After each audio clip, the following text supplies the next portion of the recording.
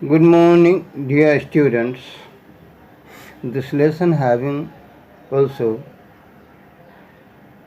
a poem Fire and Ice composed by the poet Robert Frost is flashing on the screen before you. And this lesson has been taken from the book The First Flight for the students of class 10.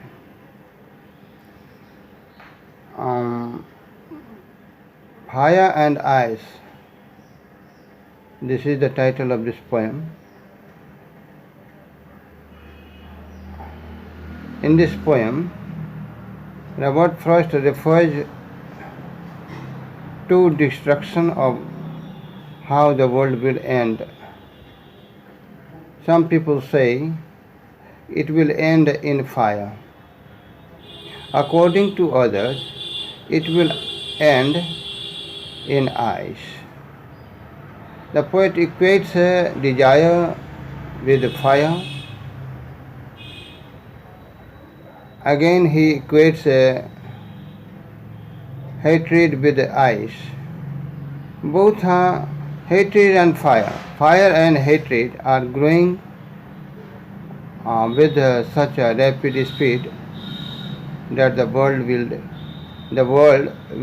perish either way, in fire or in ice. So we can say, in other words,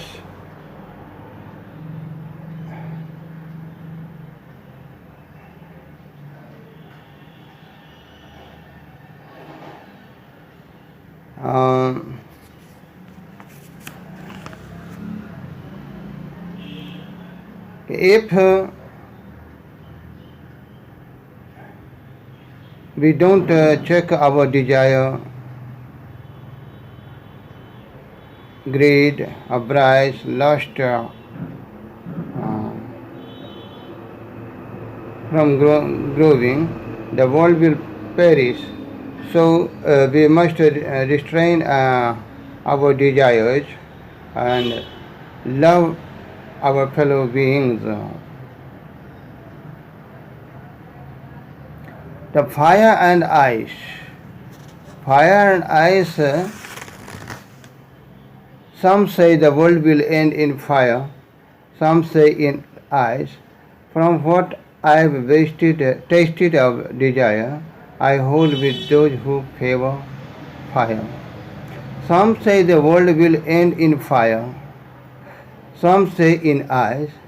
From what I have tasted of desire, I hold with those who favor fire. But if I had to perish twice, I think I know enough of hate to say that for destruction ice is also great and would suffice. If it had to perish twice, I think I know enough of hate to say that for destruction ice is also great and would suffice. In first stanza, the poet say, कवि बतलाता है कि कुछ लोग कहते हैं कि संसार का अंत आग से हो जाएगा, तो कुछ लोग कहते हैं कि बर्फ़ से हो जाएगा। अगर वैज्ञानिक दृष्टिकोण से, साइंटिफिक पॉइंट ऑफ व्यू से अगर देखा जाए, तो ग्लोबल वार्मिंग के माध्यम से भी संसार का खात्मा हो सकता है। ग्लोबल वार्मिंग में दक्षिणी ध्रुव और उत्तरी ध्रुव, दक्षिणी ध्रुव और उत्तरी ध्रुव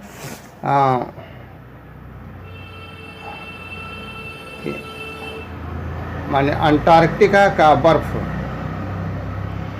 ग्लोबल वार्मिंग के माध्यम से पिघल सकता है और वाटर लेवल बढ़ सकता है समुद्र का, धीरे धीरे जल स्तर बढ़ सकता है समुद्र का, और धीरे धीरे यह तमाम स्थलीय भाग को अपने आगोश में ले सकता है, घेर ले सकता है।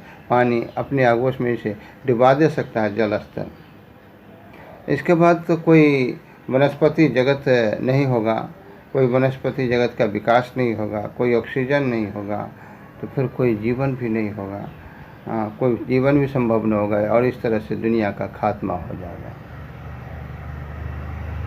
अगर दूसरी तरफ लें तो the sun is the ball of fire,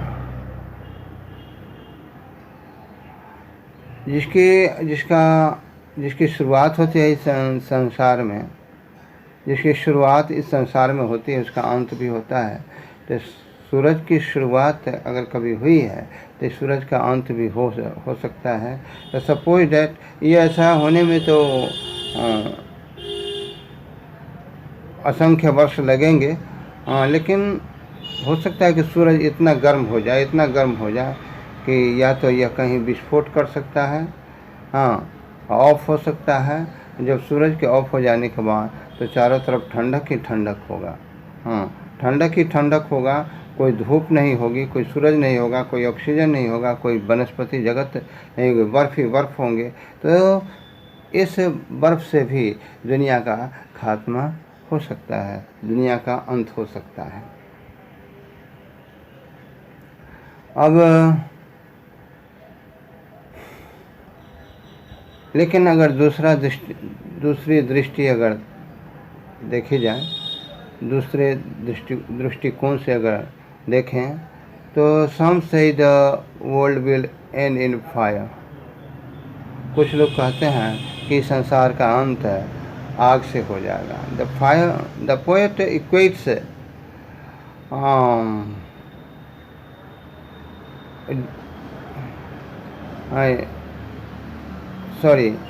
इस संसार का अंत अग्नि से होगा, और कुछ लोग कहते हैं कि इसका अंत बर्फ से होगा। From what I have tested of desire I hold with those who favour fire. तो कवि का कहना है कि मैंने अभिलाषा का, इच्छा का स्वाद चखा है, यानी हमें अभिलाषा इच्छा का अनुभव है। जिन्हें अनुभव है अभिलाषा का, तो मैं उनको समर्थन दूंगा जो आग के पक्ष में है कि आग से अंत होगा। तो मैं वैसे व्यक्ति का समर्थन दूंगा कि ज़रूर ही, क्योंकि कभी डिजायर को फायर से इक्वेट्स करते हैं। The poet equates desire with fire. अभिलाषा, इच्छा ठीक आग की तरह होती है। हम एक इच्छा की पूर्ति करते हैं तो दूसरी इच्छा उठने लगती है, दूसरी की इच्छा पूर्ति करते हैं, दूसरी इच्छा पूर्ति करते हैं तो तीसरी उठने लगती है, और इच्छाओं का कोई अंत नहीं होता है, और यह आग की तरफ फैलती जाती है इच्छाएं, और ये इच्छाओं की आग हमारे जीवन को चारों तरफ से घेर लेती हैं और हमारे जीवन को अपने घेरे में जलाकर भस्म कर देती हैं। तो हम इच्छाओं के भंवर में ही फंसकर उलझकर अपने जीवन को समाप्त कर लेते हैं। जीवन के मूल तत्व हमारा समाप्त हो जाता है इच्छाओं के पीछे भागने में ही। अब तो इच्छा का, डिजायर का आग से तुलना की गई है, जो आग की तरफ फैलती है इच्छा। तो आग की तरफ फैलने वाली इच्छा भी है, क्रोध भी है, आग की तरफ फैलती है। लोभ भी फैलता है। तो अगर हम इन क्रोध पर, लोभ पे, वासना पे, अभिलाषा पर अगर हम नियंत्रण न रखें तो हमारे मनुष्य की दुनिया, मानव की दुनिया समाप्त हो जाएगी। अब जैसे कि हमारे क्रोध के कारण महाभारत हुआ। क्रोध, लोभ, दूसरे के चीज़ों को हड़पने की अभिलाषा, अगर पूर्ति नहीं होती है तो क्रोध आता है, क्रोध आता है तो लड़ाई होती है, झगड़ा होता है। तो इस महाभारत में ऐसा देखा गया कि बहुत बहुत सारे पुरुष, बहुत सारे सैनिक, बहुत सारी सेनाएं खत्म हो गई, कितने बच्चे अनाथ हो गए, कितनी महिलाएं विधवा हो गई। ठीक उसी तरह आज के दौर में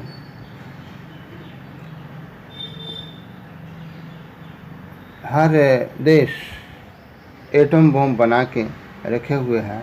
अगर जिस नेता का जिस दिन दिमाग फिरा, क्रोध अगर फूटा, तो उस एटम बम का इस्तेमाल कर सकता है और मानव की दुनिया को समाप्त कर सकता है। इसलिए हमें ज़रूरत है कि हम अपने क्रोध, इच्छा, लोभ, ये सब पर नियंत्रित रखें ताकि हम मानव की दुनिया को बचा सकें। तो इस तरह से इस कविता के माध्यम से कवि हमें अपने जीवन के जो विकार हैं, काम, क्रोध, मद, लोभ, इस लोभ को नियंत्रित रखने का संदेश ये कवि देता है।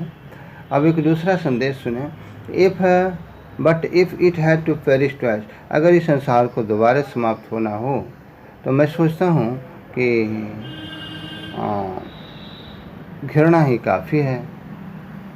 घृणा को जन्म देती है। तब the poet equates hatred with ice.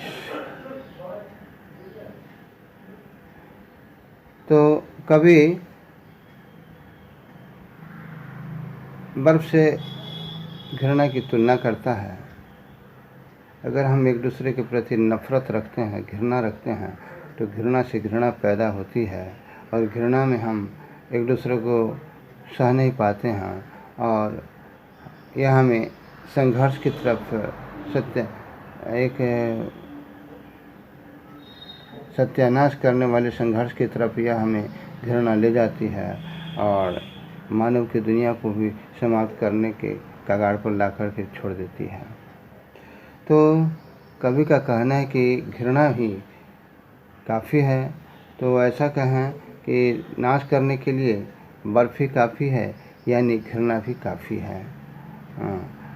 और सफाइस मतलब इनफ, काफ़ी है, सफिशेंट। तो अब मैं आपको क्वेश्चन की तरफ ले चलूँ। There are many ideas about how the world will end. Do you think the world will end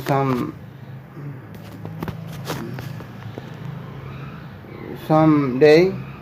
Have you ever thought what would happen if the sun got so hot that it burst or grew colder or colder? Yes, I think the world will end one day, though it might take billions and billions of years.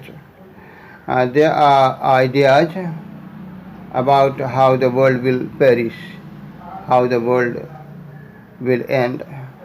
One is through global warming. The ice of Antarctic will melt. The level of water will increase. It will gradually engulf all the land. New plants or vegetation will grow. No oxygen will be there. So no life will be possible and the world will come to an end. The other speculations are that the sun will get so hot that it will burst or grow colder and colder. Well, if there is no sun, there will be no oxygen or vegetation. All creatures will die and the world will perish.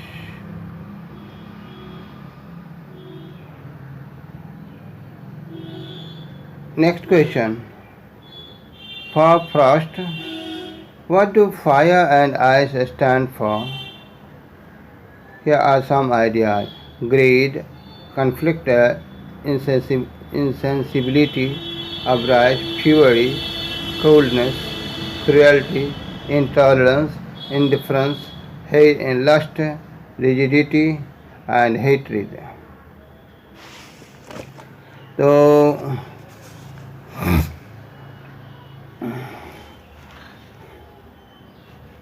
the for Frost, fire stands for desire, greed, avarice, fury, or lust. The more we try to satisfy them, the more they grow.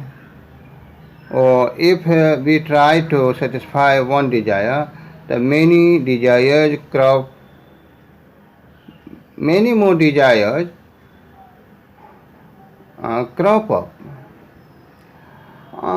There is no end to them. Like fire, they spread in all directions and engulf our whole life.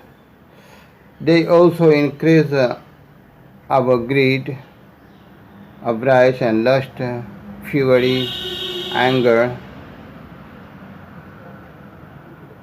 One becomes selfish, indifferent, and even cruel to others. This leads to struggle.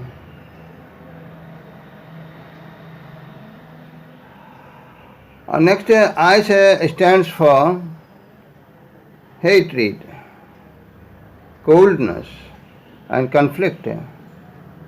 One becomes rigid in attitude. Intolerance at behavior leads to fury and cruelty. One becomes hard-hearted and insensitive the feelings of others. One becomes hard-hearted and insensitive to the feelings of others. Fire and ice both bring destruction.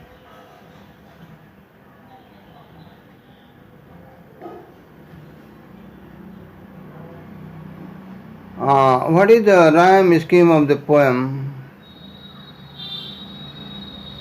The rhyme scheme of the poem in the stanza is A B A, and the second stanza is A B A.